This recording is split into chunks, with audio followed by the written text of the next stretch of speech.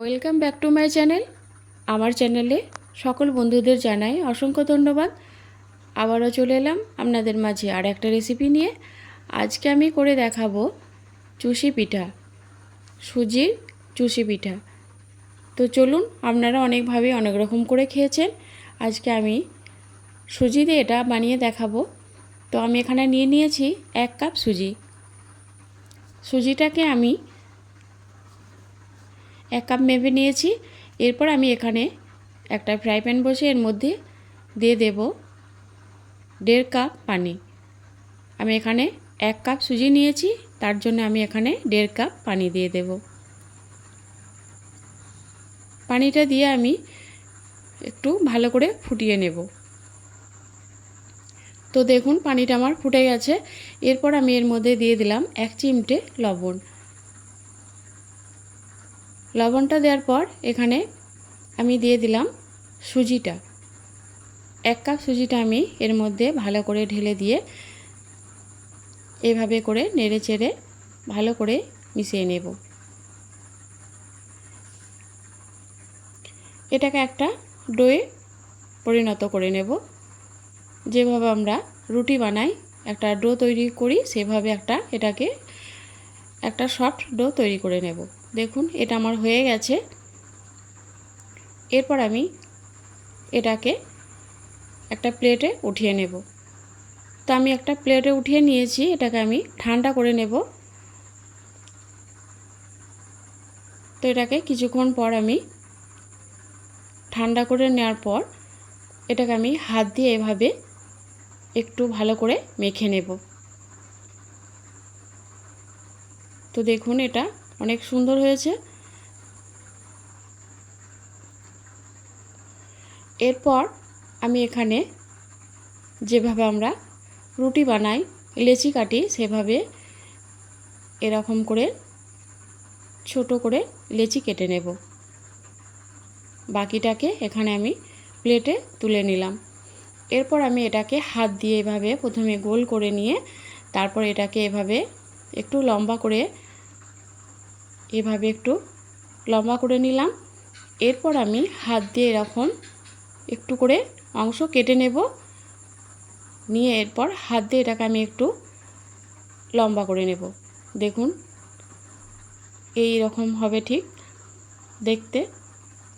আপনারা অনেকভাবে করে এটাকে বানান। আপনারা এটাকে কাঁচি দিয়ে অনেকে কাটে, বা আরও মোটা সরু, যার যেটা পছন্দ সেটা করে এটা আপনারা তৈরি করে নিতে পারেন। তো এটা যত বেশি একটু মানে সরু হবে, এটা মানে পাতলা হবে, তত এটা খেতে আরও বেশি ভালো হবে। তো দেখুন, এভাবে করে আমি সবগুলোকে আগে তৈরি করে নেব। তো সবগুলো আগে রেডি করে নিয়েছি, আর দেখতে দেখুন কতটা সুন্দর লাগছে।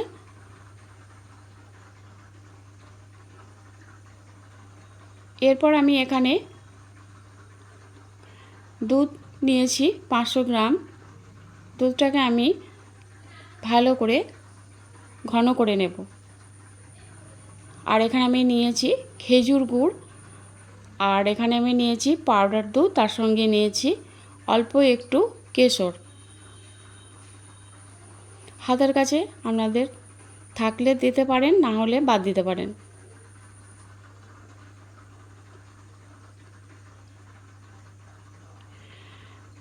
এরপর আমি এখানে গরম দুধ 2 চামচ এখান থেকে তুলে নিয়ে দুধটাকে আমি গুলে নেব।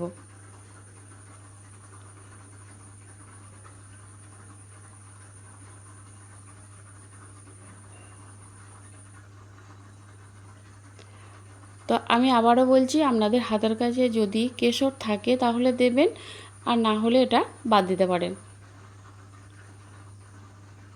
তো আমি এটাকে গুলে নিয়েছি, আর দুধটাও আমার দেখুন অনেকটা ঘন হয়ে এসেছে।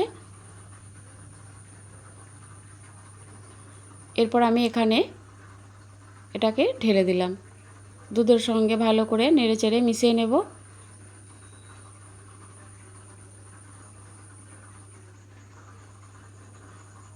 এরপর আমি এখানে যে চুষিগুলো কেটে রেখেছিলাম সেগুলো আমি ঢেলে দেব। দুধটা ফুটে গেছে দেখুন, আর অনেকটাই ঘন হয়ে এসেছে। এরপর আমি চুষি পিঠাগুলো দুধের মধ্যে ঢেলে দিলাম। এটাকে আলতো হাতে একটু নাড়াচাড়া করে নিতে হবে, আর খুব বেশি নাড়াচাড়া করার দরকার নেই, তাহলে পিঠাগুলো ভেঙে যেতে পারে। তো দেখুন এটা আমার অনেকটাই ঘন হয়ে গেছে। এরপর আমি এর সব শেষে এখানে দিয়ে দেব খেজুরের গুড়। খেজুরের গুঁড়োটা আমার ফ্রিজে সংরক্ষণ করা ছিল, আর খেজুরের গুঁড়োটা দিলে খেতে আরও বেশি টেস্টি লাগবে। আপনারা এটা চিনি দিয়েও করতে পারেন। তো এই রেসিপিটা কেমন লেগেছে আপনারা অবশ্যই জানাবেন। ভালো লাগলে লাইক কমেন্ট শেয়ার করবেন।